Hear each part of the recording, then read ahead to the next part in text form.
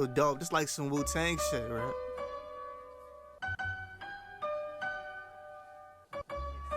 Hey, yo. Got supreme clientele like Ghostface. Y'all sip Coronas, nigga. We drink Douce. Bump the purple tape on the way to the bank. Okay, Dskillz, the last time I spoke to you, you said that the next episode felt like Liquid Swords. Yeah. Are you pleased with the reception that you've received from the album? I'm very pleased, especially in comparison to the Westport reactions. The Westport reactions kind of had me tight, you know what I mean? But it's all good. Like, I tried something different, and everything is for everybody, but we still have positive reviews with that too. But with this project, I wanted to continue like the previous work I had been doing on the Boom Bap, and especially with Chile. Man, this is our second tape together that I've done with Chile, but like I wanted to just bring it back to like the essence of what it is that I do best, as far as like lyrically and sound wise. And I do feel like that was a really bold statement, but I stand by what I said though. But it's more so like, from what I've been hearing, from what the people been saying, it's more so like you got the Wu vibes here and there, but you got like the Mad Villain vibes too. You know what I mean? But I still stand by it, and I think I'm very pleased with how this project came out. Okay, I want to go back to something you said. What was the consensus on Westport and Beyond? Like what? Westport and Beyond, it was like people were saying that like clearly I had potential as far as like rapping goes, but they were saying that it was too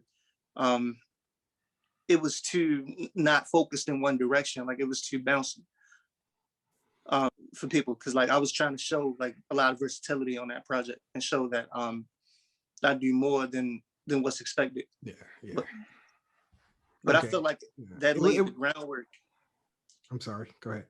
Oh, it's all good. I was just saying, like, I felt like it laid the groundwork for what I did on this album, and for certain things that I had to say, like certain things that I said on this album. So, yeah. Okay. Speaking of Liquid Swords, Crushing Microphones, the song Crushing Microphones, you definitely get a Wu-Tang vibe from that. Chile, what genre did you find that sample from? Without snitching, what genre of music was that?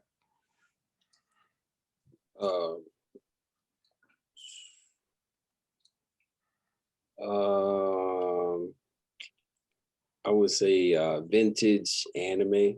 It was from a old anime called Cat's Eye. It's from like 1970 or something like that. Wow, you just snitched. I mean, you didn't have to.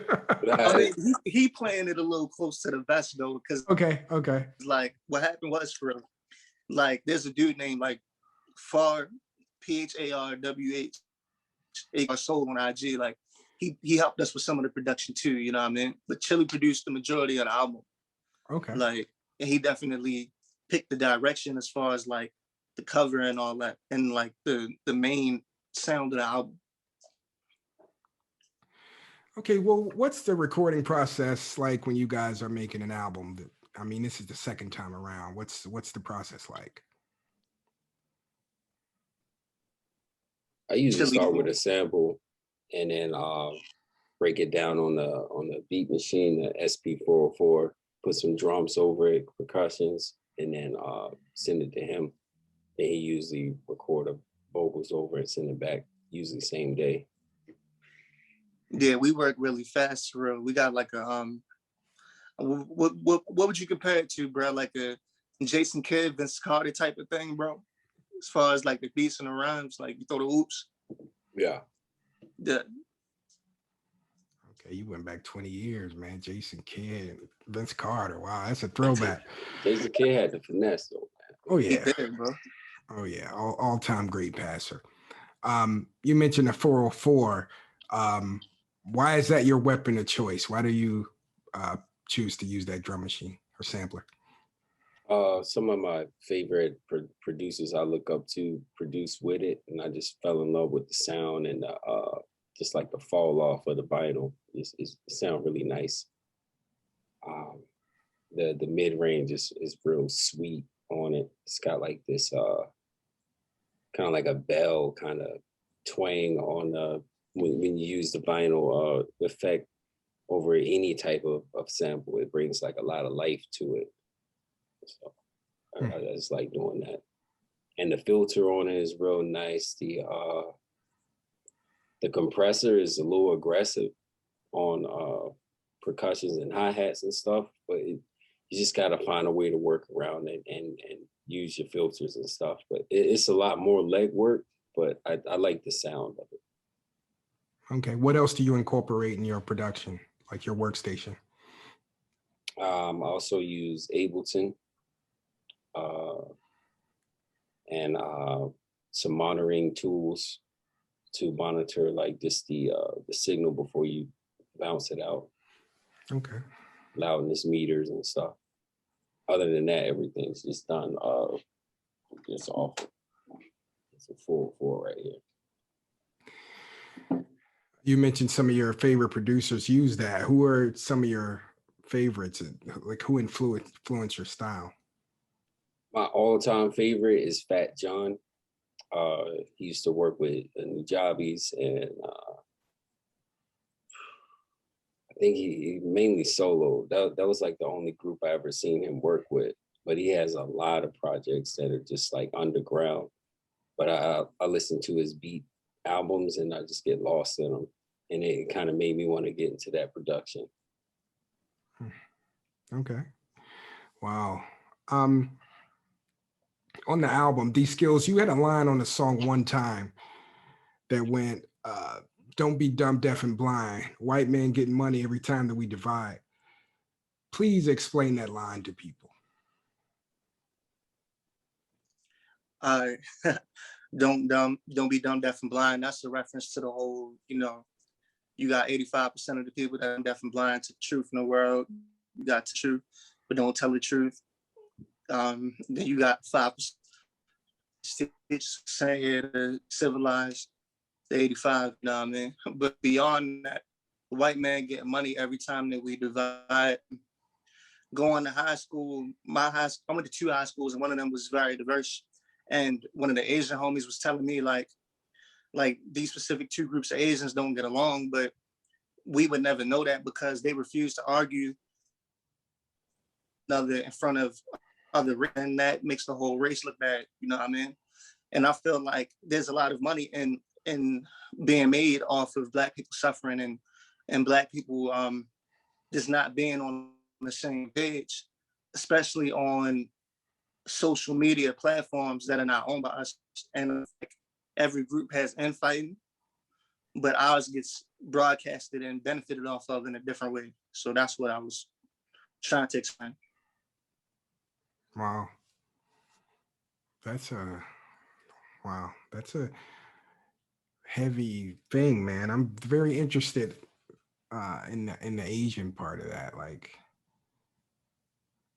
I wouldn't have known that, but when you think about it, like Latinos do the same thing, right? It's like, Facts. Yeah, it makes sense. Staying on code, I think they call it. Yeah. Hey, I guess. I feel like we're getting that as a people. Like we're starting to get that more and more. You think so? Oh yeah. I feel it because I used to always be real sensitive to just how we are as a community. Because I go out sometimes like to like a little league game or a banquet or something and meet and really watch how we treat each other. And like I'm starting to say like overall we're starting to get better with how we treat each other. We're like more mindful of it.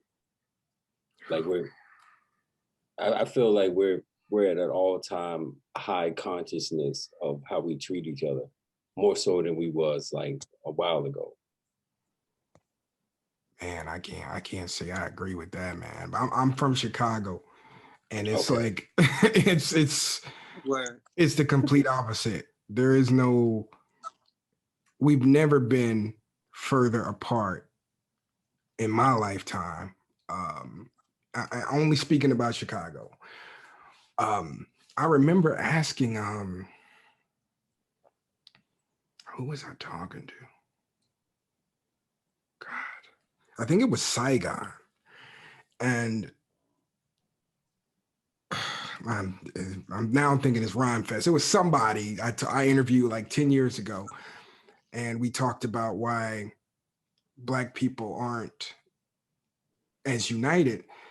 And I wish I remember who it was, but they said it's because the leaders that were big, like in our day, are old now, or they're, you know, like Minister Farrakhan's like 86, 87. Old, dead, or deported. Well, yeah, right. Old, dead, or deported, right?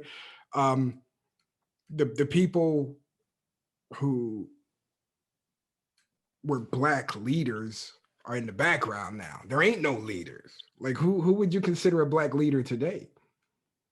I mean, there's a few that I let lead my daily life. There's a few people I look up to that are big and like right underneath Minister Farrakhan's power structure, like Brother Ben X, for example. Like, I consider him a leader. Like I look up to him and definitely follow his pages and some of the guys he worked with. Well, you just gotta allow yourself to be led. Like we have free will, so when you say we don't have a leader, it's because you chose not to be led, but we got leaders out there. I'm glad you said that. I agree with you. I think there's also a problem of we don't trust each other. Like you said, allow yourself to be led. There's people who, as long as I've been alive, they've been demonizing Minister Farrakhan. So anybody under that Farrakhan tree gets demonized. It's funny. I don't know if y'all saw it, but like last week or a little while ago, Malcolm X's daughters came out. And, oh yeah, I saw that. Yeah, they came out and said the FBI and the NYPD was involved in his assassination. It went away. Like to me, that should be big news, right? It should be big news, and for real, a lot of people, especially Black people, owe Minister Farrakhan an apology because for the longest time, that was the biggest slight against him. People with the conspiracy theories, and it's like this. Well, I don't want to go too deep into it, you know what I mean? But you see who got a holiday and who didn't, and you see who died first. Like, I'm not trying to, you know what I mean? But at the same time, it's just ridiculous how people were accusing. I feel like the apology need to be as loud as the disrespect, honestly. 100%. That you're probably not gonna get that apology. Well, they're not gonna get that apology. No. The thing was, Brother Malcolm understood that how we have been violated and have been violated for centuries is not necessarily a civil rights issue, but it's more so a human rights issue. And Brother Malcolm was going to go to the UN, and have them bring up the United States on charges of human rights violations, and they didn't want to have that happen. And you know what? The truth is what you're willing to believe, and the way that Western civilization has programmed a lot of our people, it's so easy to make a scapegoat out of your own than to face your oppressor and call him what he is. So it's just really ridiculous. And there's no reason, like, especially with what came out. And the thing is, they always knew this. We in a day and age where information is more accessible than it has ever been. So ignorance is no excuse. You see what I'm saying? Like, we all know about COINTELPRO and things of that nature. Like, why would an organization that was to uplift the Black man and the Black people in general take one of our most enigmatic leaders, especially from the perspective of Black manhood? So to accuse the nation of something like that is just really ridiculous.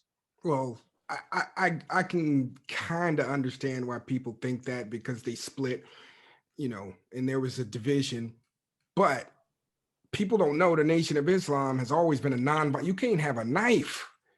You can't have a gun, none of that. So the Nation of Islam itself, nah, they're not murdering nobody.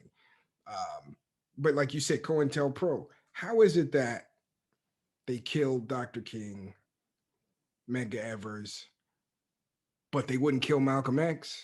Like, what makes you, what right. In Black folks' mind made them think, Oh, that was the Nation of Islam. The government wouldn't kill him. Like they followed him overseas. They poisoned him. It's, you know, For it's real. They don't read between the lines. They just are told what is. The fact that they even had an undercover agent there working should be enough enlightenment. But we already knew that. yeah. It was already taught. That's how I came up. I grew up watching the Denzel version of Right. Malcolm X. Spike Lee joint, yeah. Mm-hmm. Yeah, my favorite movie to this day. It's not 100% accurate, but it's a movie, you know. Did y'all check out the Judas and the Black Messiah film? Yeah. I didn't see it. Mhm. I had to check that out. Yeah, I highly recommend it. I thought it was good, you know, but it's a movie. You know what I mean? There's some creative license they use, but it's the same thing. It's the FBI. Yeah, I think it was really great. And the thing that impacted me the most about the movie was how many people's lives Fred Hampton was able to impact at the age of 21. You watch the movie and you would think that he was in his like mid-30s or something. But that's just how he carried himself, you know, Yeah, from what they show us in the movie. yeah, yeah. That I think that's the case. That was the case, and his family. I think his whole family's gone now. I think his mother and brother and sister, they all passed away, but they lived not too far from me, and they were Right. like a big deal for years. You know, I'm glad that movie was made. I wish it's in theaters, but who's going to the theater, right? I wish Oh more no, it's people on could see it. HBO Max too, for real. It is. That's where I saw it, but Yeah. it's in theaters as well. It's such an important movie because I think I don't know. I think there's a younger generation who wouldn't have any idea who he was. Like you said, he Right. died. He was killed at 21, and Mhm. he was just a guy on the west side of Chicago. Like he was a Panther, but he wasn't one of the main Panthers. Right. But the importance of it is to me, you see how they work. The FBI, the Chicago police. You know, it's the same thing with Malcolm X, NYPD, and the FBI. It was a setup. We ventured off way. I wasn't expecting to go that route. It's all good. I do think ultimately though that we discredit so many Black leaders, or people who try to speak up for Black people. We discredit them. It goes back to slavery. You know, we don't trust each other. We tear each other down. So that's just my perspective. But if where you are, if you see, you know, a lot of the black negativity going away, God, I think that's beautiful. I wish it was in my city because it's just like every day is some new shit, man. Every day it's like now the big thing is carjackings. I'm like, what is this, the 90s? Y'all trying to get y'all New Jersey drive on? I mean, I was just talking about that movie earlier today, man. Word. Yeah, we gotta build up on that movie, bro. I mean, I haven't seen that in a long time, but like Jersey at one point was the carjacking capital. It's still bad from what I understand, but Chicago, I think they said there's been like almost 400 this year alone. Like the year just started. And I just feel like activism is the cool thing now. Like a lot of kids are getting into it. Like even Minister Louis Farrakhan's account was more popular than it has been in a while. Like people are getting into his old sermons and getting a lot of fruit and knowledge from it. I feel like people, especially in my age group, I'm in the early 30s age group, and we're like looking for like real food in our music. And like we can't listen to Lil Uzi and stuff. Like I can't go back there. No, I feel you, bro. I be telling people all the time, yo, the diet isn't just what you eat. You know what I mean? It's what you listen to, what you watch, what you choose to entertain, things of that nature. Exactly. Like we looking for real food. So I even went back. I listened to everybody, Brother Polite, Minister Louis Farrakhan, all the health doctors and eating right dietitians and stuff like that. Like I just been indulging in all of that. I haven't. Yeah, we really sampled been Khalid Muhammad for real on Deep Tracks. Yeah, right. I peeped that. I peeped that. I was like, okay. They got Yeah, people trying to get correct, man. They trying to eat right. They trying to live right and feel right mentally, spiritually too. I love to hear that. I love to hear that, man. I Saw You. The song I Saw You, that's my favorite joint on the album. Word, thank you. And you said a lot in that song without pausing. Yeah. One thing that's repeated is having intelligence on the mic. You kind of said that on Deep Tracks as well. You just spoke on the Chile. It's like you're looking for food, looking for knowledge. Why is it important that someone display intelligence when emceeing to you? I think that it's an extension of freedom of speech. And like I said on Deep Tracks, mediocre free speech, I need to write some more. Like is this what Uncle Luke was fighting for? Like, you know, because he fought for the parental advisory sticker. Like people was banning his music, bulldozing his music. And he paved the way to allow us to do what we do today on a different level though, because, you know, I'm not making music like that. But, but my point being is that I just think that we shouldn't, it was a time, for me, the golden era of hip hop, if you want to call it the golden era or the best, for me, I would say probably like Criminal Minded to 9-6, 9-7. I just think that there was a level of lyricism where in order to be on, you had to be nice. And I just think that we need to take it back to that. And I feel like hip hop is universal. Like KRS-One, he dropped this book not too long ago. I can't remember the name of it right now, but basically he was explaining how hip hop is universal. And I feel like if you can impact so many people with hip hop music, why not do something substantial with it? Like beyond a financial gain, I feel like you should be able to move the crowd and say something too. Like I don't make music. Like if we comparing music to food, I don't want to make fast food. I want to make something where it has a lot of replay value and you get something from it each time you listen to it. Or maybe you pick up something that you might have missed this time that you heard it. But I just think it's important to, I mean, that's one of the 5 pillars of hip hop. You know what I mean? Like break dancing, DJing, MCing, producing / DJing, then knowledge. Like, and I just think that especially in this day and time, that's really lacking as far as what gets given out to the masses. But I know that there's still a market for that. And I know that people still want that and people still need that. So I try to get in where I fit in. I'll play devil's advocate. Everybody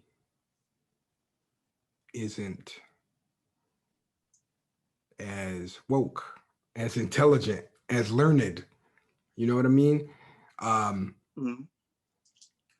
think that for me, the issue is balance, and it's been that way for almost 30 years. It's been that way for a long time. I think we need Cardi B. You know, keep her in this area. We need Kendrick. You know, I think we need variety. I think the problem is the bullshit is pushed to the masses. And it's been that way for a minute. I always tell a story. Like I went to a show in 91. Was it 91? 91. It was New Year's Eve going into 92. And it was Public Enemy, Ghetto Boys, Tribe Called Quest. That's a dope lineup. Latifah, Word. Naughty by Nature, Jazzy Jeff and the Fresh Prince, and Kid and Play. Damn, I know it was packed. It was packed. Well, it was a big like basketball arena, but everybody was different. You know what I mean? There was a time when it's like you could see all these people on the same show. I saw NWA. If you saw in the Straight Outta Compton movie on that where they got kicked out in Detroit, I went to that tour. I was 12 years old. And Right. it was Too Short, NWA, Kid and Play, and Kwame, right? You know, like nobody's the same. Everybody, like Too Short is way different from Kid and Play. And you know, Exactly. we're missing that. I think they just like to push the stupid shit. I mean, I'm grateful that Kendrick and those guys blew up the way they did, but we need more of that.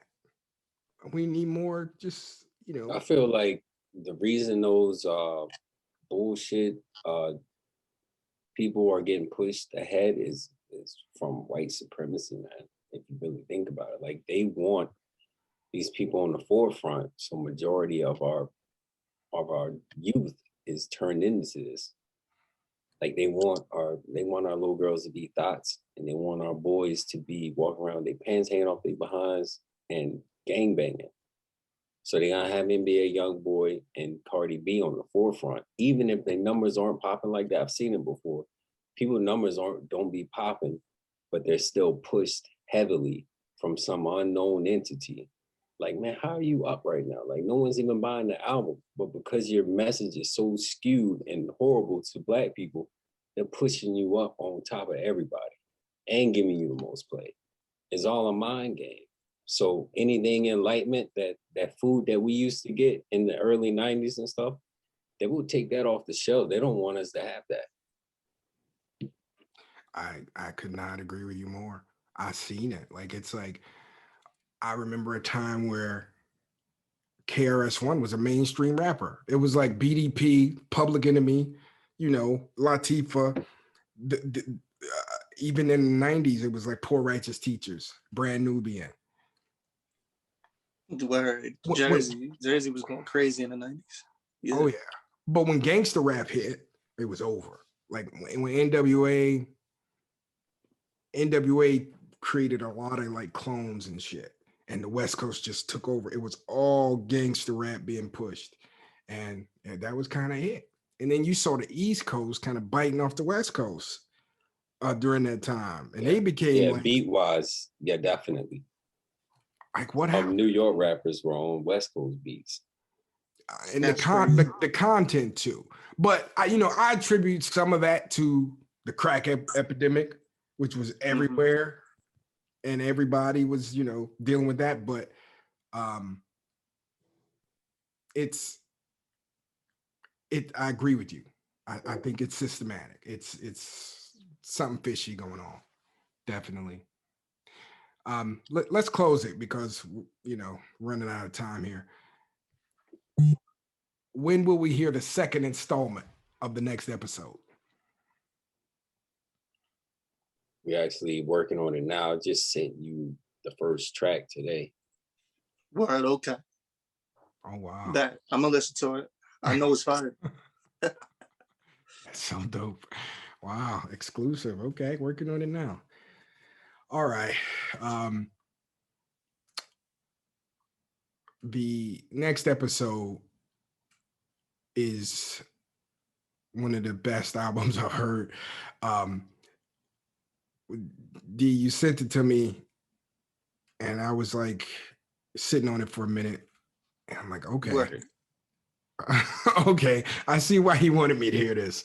And I see the Liquid Swords comparison.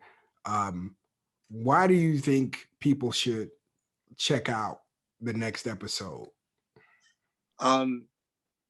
If they heard Westport, even if they didn't, I feel like this right here, this feels like 9-6 all over again. If you miss when hip hop used to feel good, and you miss that Wu-Tang soul in the whole era, you know what I mean? If you miss when you had to be dope and MCs were technically skilled, and not to say that they not now, but man, it's whatever, yo. We can battle. Like it don't matter, bro. I'm gonna say it like this, man.